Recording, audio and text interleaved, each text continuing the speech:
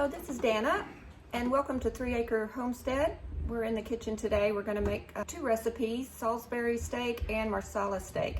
I like to do big batch cooking, and then I make them into freezer meals, or sometimes we call them plan-overs. First, I'm going to make my beverage choice. I just get some glass of ice water, and then I like to put lemonade in there.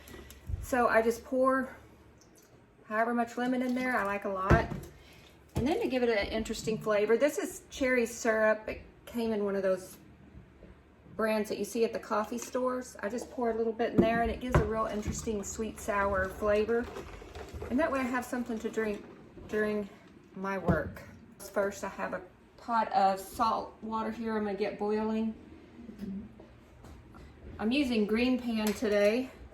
They are not indestructible, as you can see. I tend to cook a little too hot, and I know that. I just can't help it. So this is how I peel my potatoes. In the background, you'll hear my husband. His name is Richard. You'll see him and hear from him time to time. You may hear a cat meowing. His name is Goku. He's a rescue cat.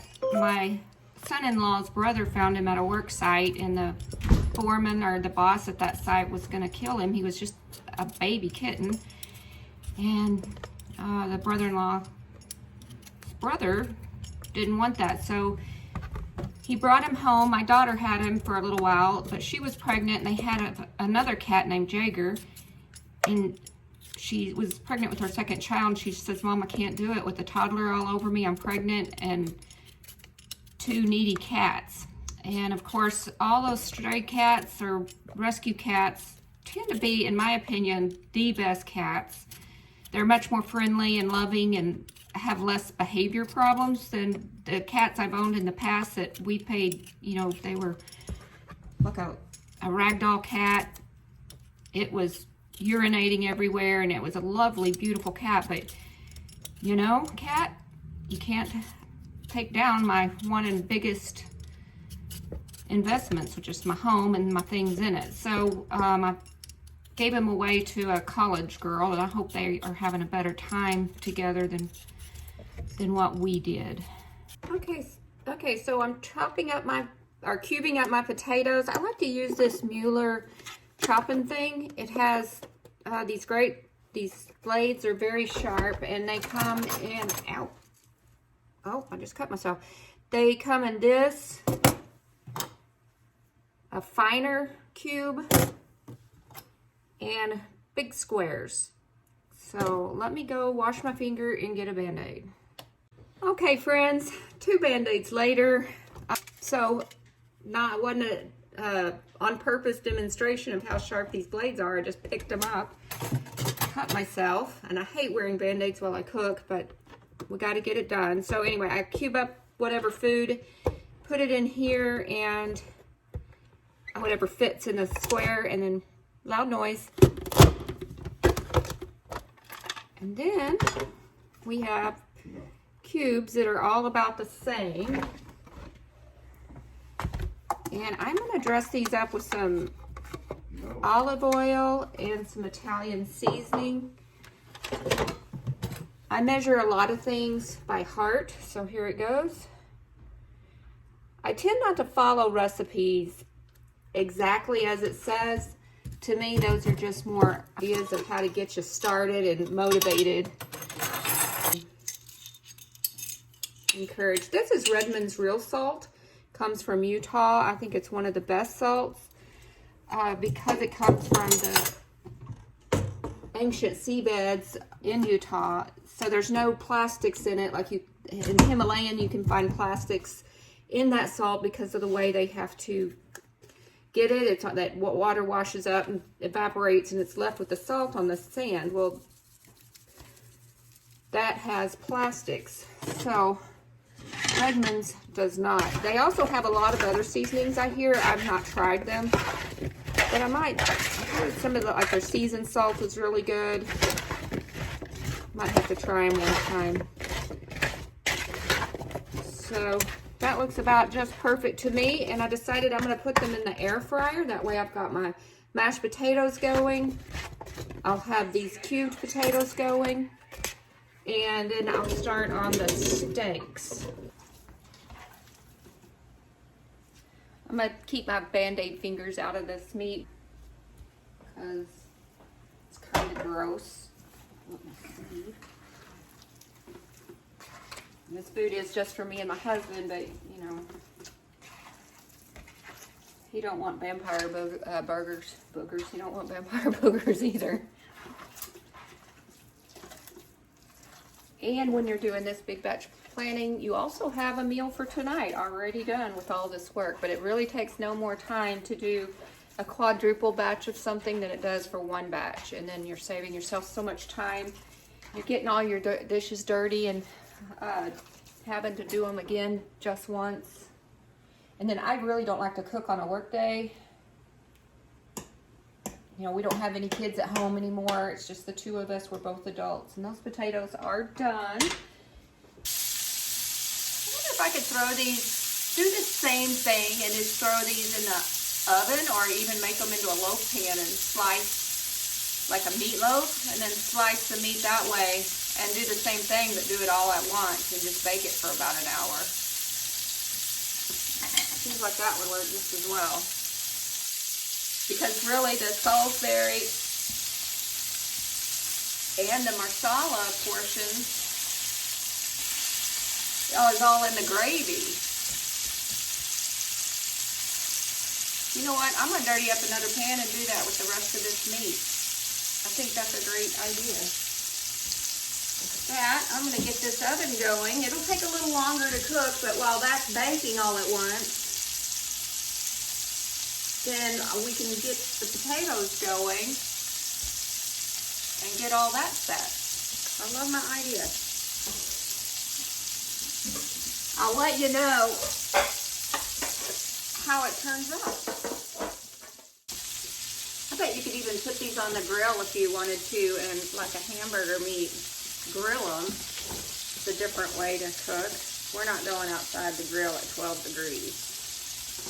We have been known to do it though, as you go. So I add butter to my mashed potatoes. My family loves them the way I make them, so I always make more than a serving per person because they always want a bunch. The amount, I think I'm gonna throw this whole thing in. I got this butter from Azure Standard. I really enjoy that company. You can get really good organic non-GMO foods for a much better price. I got a case of this butter. It's a Romano grass-fed, unsalted. So it's my favorite. So now we're gonna add some salt. I do have to be careful with the Redmond salt. I can add too much. It tends to be a little stronger, I think, than regular table salt. So I will measure this out just so I don't kill all my potatoes. I think with this amount, we'll start with a tablespoon. I do like my potatoes with quite a bit of salt in there. And then we're gonna add cracked pepper. I like pepper, but I don't like a ton of pepper.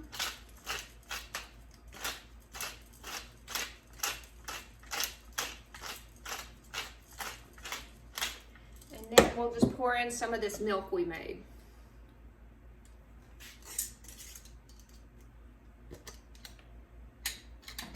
Stir it up a little bit.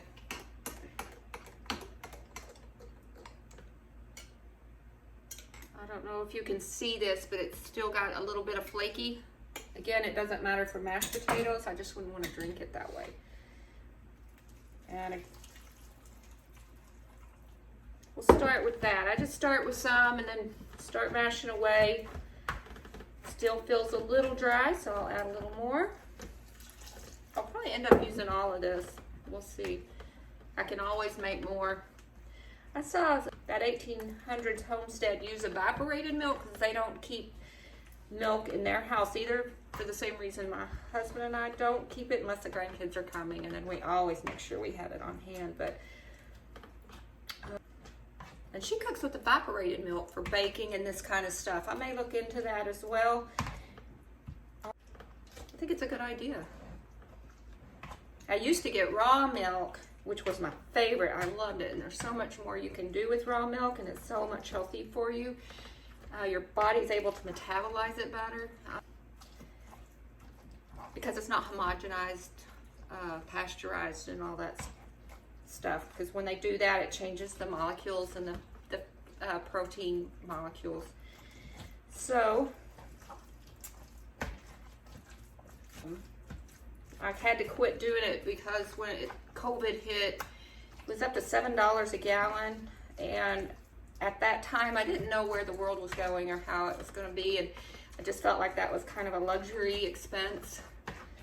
So we got out of the dairy share. You're not allowed to sell raw milk in Michigan. You have to be a cow share owner. Now we're going to start making our gravy for the Salisbury steak. And I'm making two different types of gravy. I'm going to make just the traditional Salisbury steak gravy, and then I want to make a marsala gravy for another flavor of lunches. So we have our pan here. I'm going to put the stove on medium.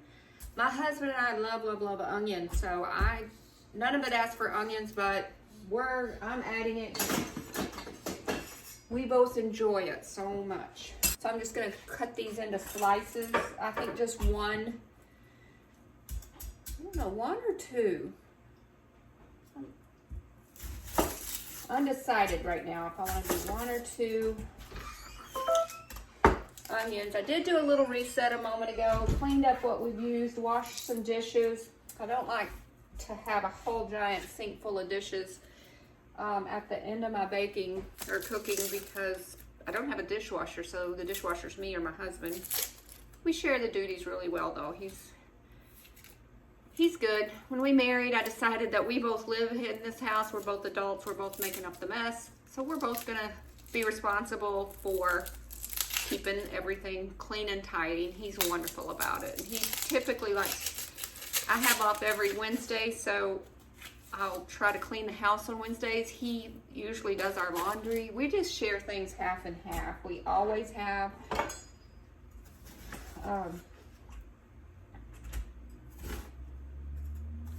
I married a good one, I'll put it that way. So let me get these cut up, and then we'll start our roux. But because I'm making the two different flavors, I'm gonna start the roux and get that going for both. And then I'll pour half of it into this bowl. Make the traditional Salisbury steak. And then, yeah, I think just one onion's gonna be plenty.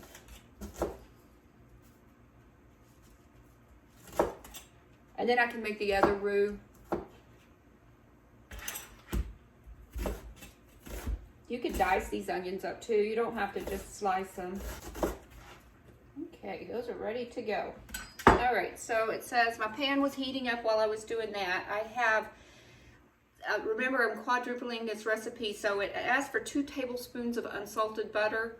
I have 8 here. So I'm gonna cut it up a little just so it'll melt a little quicker. But we're gonna put that in our pan that we cooked we cooked about 4 patties, and then I came up with that idea for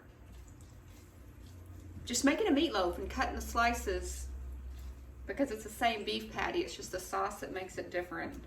So instead of little round hamburger patties, we're gonna have square ones. Start adding in the flour, and you whisk it until there's no clumps.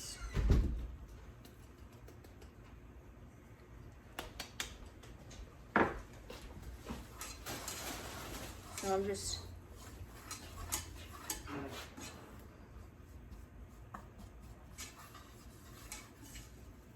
kind of clumpy right now. Butter absorbed all that flour. Got all the good brown bits incorporated in here for some nice umami flavor. Okay, I'm gonna add in our beef stock. This is homemade beef stock. When we got a 4-quarter cow about 2 years ago, and I asked for all the bones. The people that I did the cow with, 4 of us that we all knew each other, didn't want the bones, so I asked for all of them because I love to make my own broth. I prefer not to do store-bought, so I know what's in it. I know what's healthy. So I can this up. I've got this little nice jar opener. You can get it on Amazon. But it opens these jars up perfectly. And it doesn't really damage the lids because I do reuse them. If they look to be in perfect shape, I'll recan with them, knowing that the seal can fail, but I've not had a problem. In 4 years, I've had one jar that I went downstairs and kind of checked tops and found one jar that didn't have a seal. And whenever I opened it, I saw why. It was a damaged lid that I wasn't careful with. I always smell my stuff, make sure it smells good, looks good. There's a little bit of fat floating up there. That's okay. And we need 1.5 cups, or the recipe actually. And this is where I'm going to stop and pour some of this out here in a moment, because then I'll do the recipe for the regular Salisbury. But it asks for ketchup, and I don't think I want ketchup with my marsala. I think I'm going to replace, instead of ketchup, I'll replace it with the marsala. I just think that would be a weird combination. So I learn something new every time I cook. Maybe it's because I'm such a little rebel cooker that I don't follow recipes. Something doesn't look perfect, I just keep going with it and try to make it work. But I learn every time. I think that's one of the reasons I like cooking so much, and it just gives me a creative side that I can just use my creative side of my brain for things. Okay, this is looking nice, getting thicker. So I am going to stop and pour some of it out.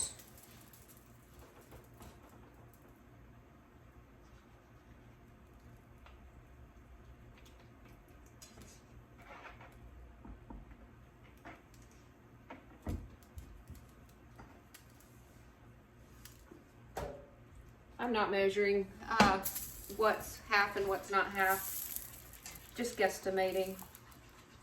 Added the beef stock. Now we've got to add a tablespoon of ketchup, so that's 4 tablespoons of ketchup. I have a thing over here, can't see it, but 4 tablespoons equals a 1/4 cup. So instead of sitting here doing my thing 4 times, I'm going to get a 1/4 cup and measure it that way. And that just about used up almost all of our ketchup.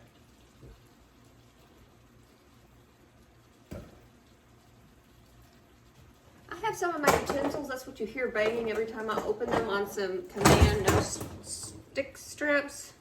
And I like it for convenience of storing, but they sure can scare the heck out of you when you don't know that they're there and you open that door and all this crashing comes. Got that added. I'm going to turn this down a little bit. Stirring that ketchup in, starting to smell really good. And then we're adding a teaspoon of woo sauce. I call it woo sauce. I don't know what y'all call it. Our family calls it woo sauce because Worcestershire. Don't even know if I still said it right. It's hard to say. Again, it asks for 1 teaspoon. I'm going to do 4. No, I'm going to do 2. Because this is only half. Which, that means I added too much ketchup. I forgot. Oh well. We will be going with it. I got to clean the edge of that. 1/2 teaspoon of onion powder. So we can do a whole teaspoon of onion powder.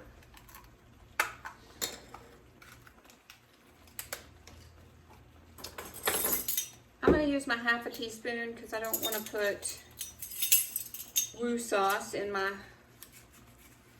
powder. This is be awful ketchupy.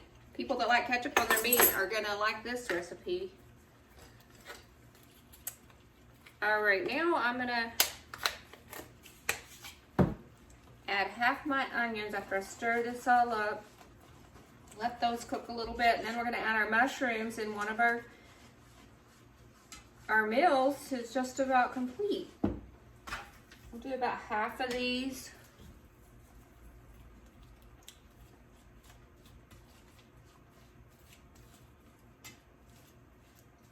And remember, because these are plan overs, whatever doesn't cook completely now will cook when you go to reheat them a little bit. And I'm gonna add a whole container of mushrooms. My husband and I fight over, not literally fight, but really I accuse him of eating all the mushrooms. I'm gonna eat one right now. Mushrooms are really good in vitamin D if you're deficient.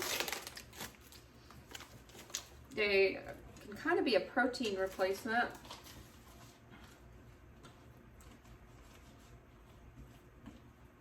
My gravy is nice and thick. I did add too much ketchup because it's kind of got a rosy color to it.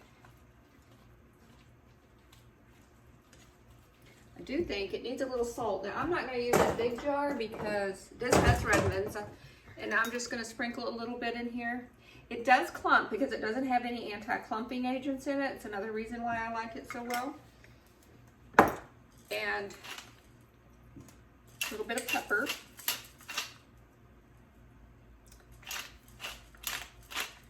I forgot, I'll have to put it in a little show note, but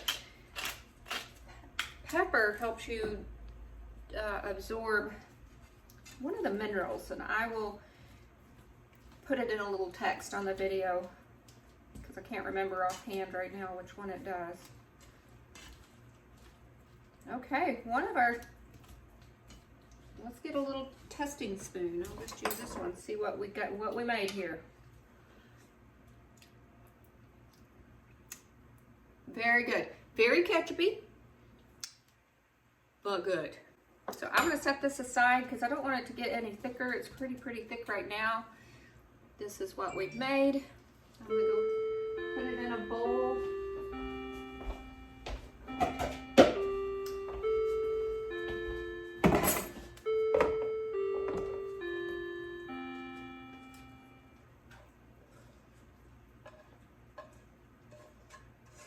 I'm not going to clean the pot since we're making basically the same thing. If there's a touch of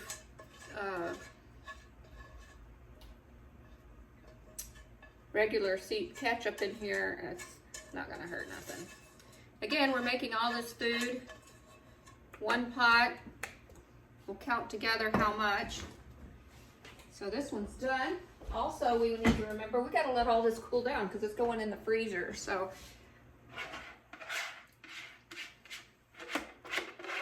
now we have this already started for the marsala sauce.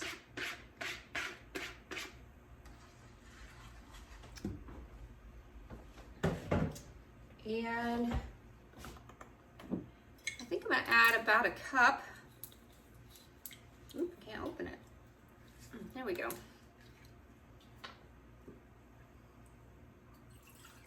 I'm going to start with that. And I think I'm going to put half of it. I can always re-decant it. I don't want to go crazy. I tend to do. We'll do a little salt and pepper. It smells good.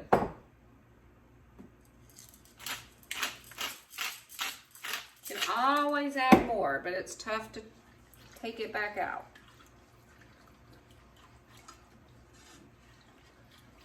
Oh boy, does that smell good. Let me get another tasting spoon.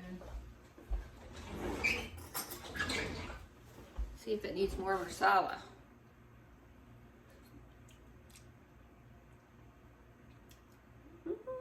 Maybe just a hair bit. I feel like I can taste that ketchup a little bit.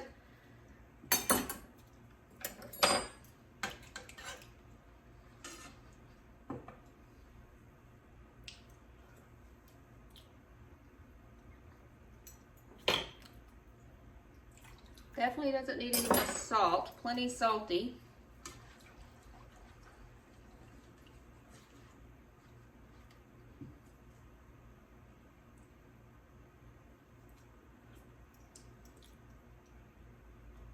That's good. Smells delicious. Almost has like a vanilla flavor. Okay. Now,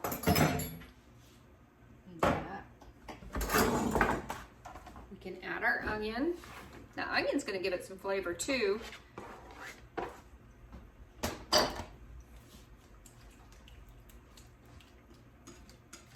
Probably should have sauteed these onions in butter first. I think that would have made a more rich flavor. Just again, learning as I go. And we'll add mushrooms to this too. Again, because we love them. All kinds of mushrooms. I even grew some. I grew tiger mane from just one of those kits that you can get. Yeah, I probably should. Yes, 100%. I could have sauteed those up a little bit. But again, we love our onions so much. We'll enjoy it just the way it is.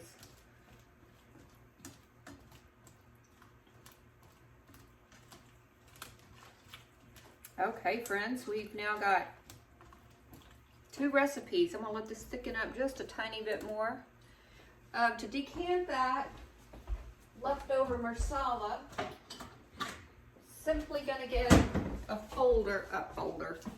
funnel, put it in here, funnel it in, put some of these ingredients away, we're done.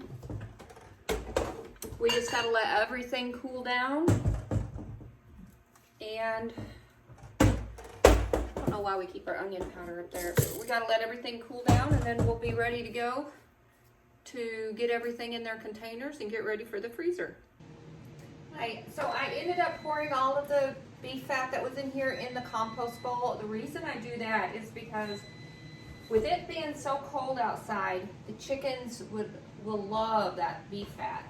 And it'll harden up a little bit, and they will absolutely love it. So let me flip this over because that side's kind of ugly. I just put it on this paper towel just to absorb some of the grease. Oh, hot.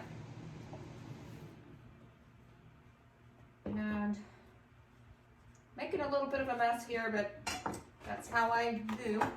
I'll bring this up so you can see. So we have our little meatloaf here. Nice little crispies on the top. And let's cut into this and see what we got.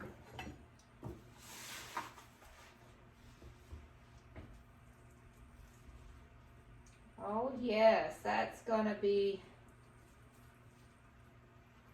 delicious. Nice, perfect little patty with the gravy and the potatoes and the vegetables. That's a nice lunch right there. So what I do, I have these little divided things. I got these off Amazon, meal prep kits. So we're just gonna cut this meat. It's got slight pink on the inside, and I like that because, again, when we go to heat it up, it will go ahead and finish cooking. Plus it's steak, it's beef. The steak I have, like I said, is from a farm, so I'm not really too worried about anything. So you just, it became a mess.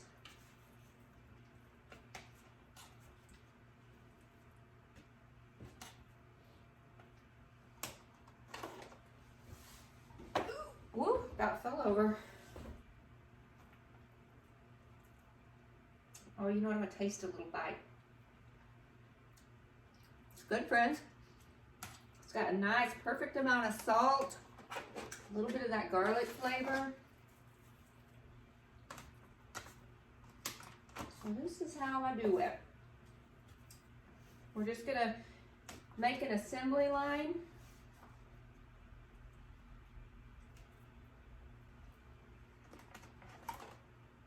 I don't measure out everything and make sure every serving is perfectly balanced in the ounces and stuff. I ran out of pans. Let's see. 2, 3, 4. I need 4 more containers, so let me go find some. Okay, I found 4 more containers. I'm going to do this one for this week's lunch so that Monday or Tuesday will be ready. I do this with my breakfast. I make an egg scramble and I have some in the freezer, so Sunday night I'll pour out 4 of them. Remember, I'm off on Wednesday.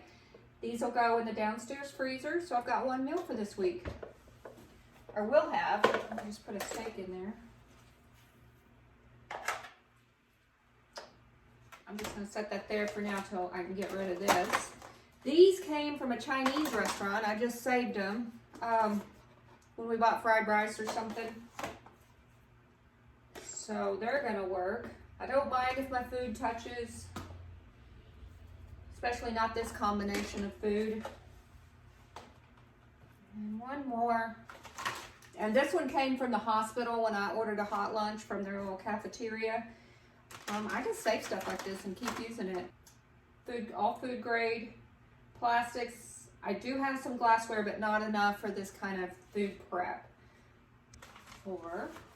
So let's see, let's count. 1, 2, 3, 4, 5, 6, 7, 8, 9, 10, 11, 12, 13, 14, 15 meals right here in the time we took to do this today. It's a little slower than usual because I was filming for the first time, but usually this will take an hour, 2 at the max, and I've got 15 meals going to be in the freezer ready to go, fresh. So now let's do some potatoes. So this one gets that potato. I'll put that closer to the meat. Again, I just eyeball what I think looks like a good serving. Good thing I'm not starving right now. The potatoes will get a little bit of gravy on there.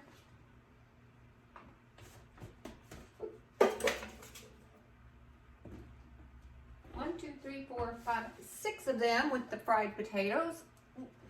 A bunch of mashed potatoes. Again, I just put in what looks a good amount to me.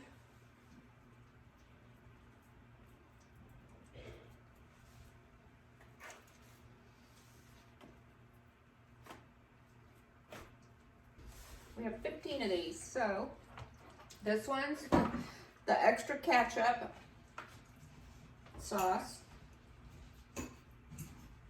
Has a little orangey hue to it. Kind of wish I wouldn't have done that, but I did it, so we gotta go with it. Now, I don't care for a lot of gravy on my potatoes, so I'm gonna avoid putting it right on the potatoes.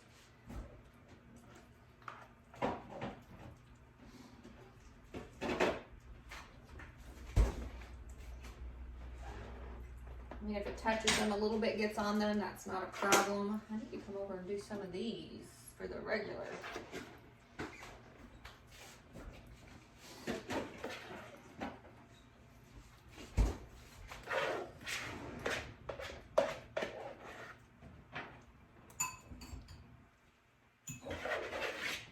I'm still gonna just use this same spoon. I'm not too worried about it for our other sauce.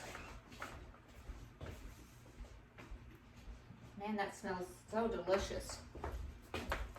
It has a, I don't know if you can see, a little bit normal color.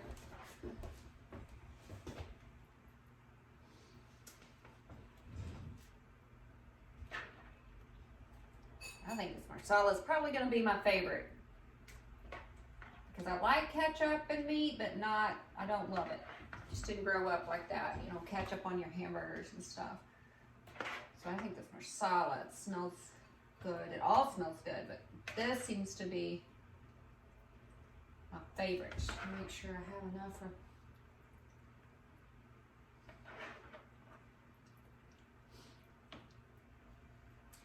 And we gotta let all this cool down before we can really, I like to let it cool before I put the saran wrap on there. So that it doesn't make condensation on your food, which would then potentially give you freezer burn. All right, now we've got the vegetables. I have broccoli, green beans, and some Brussels sprouts. I thought all of those would be a good combination. I like all three. It breaks up the meals a little bit. My Pampered Chef kitchen scissors.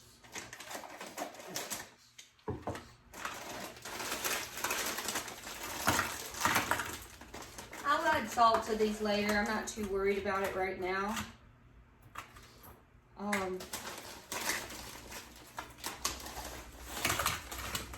We'll use up this whole bag. Just gonna take this little ice chunk out. And that's all the Brussels sprouts. So that's 3 meals with Brussels sprouts. I'm gonna salt these when I cook them. I don't know why, I just feel like that's what I want to do. And then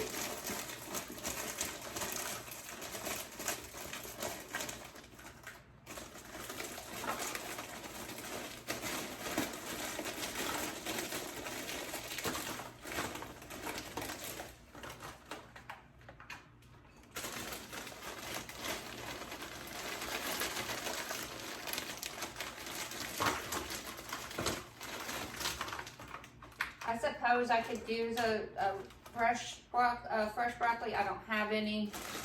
I do prefer frozen vegetables over vegetables in a can. So that's 1, 2, 3, 4 with that. Let's try some green beans.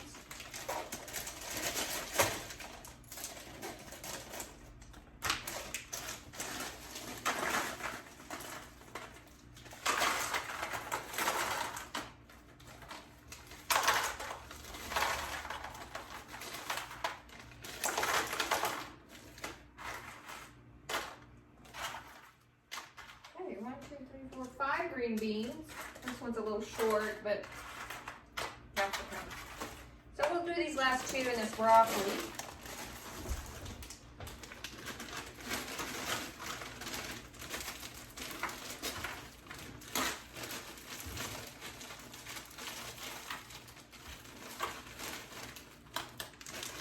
And friends, that completes 15 plan over freezer meals, whatever you want to call them.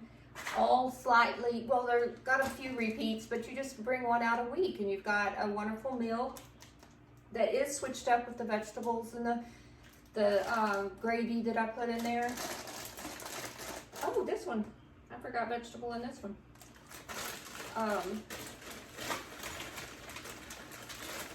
They last in the freezer up to a year.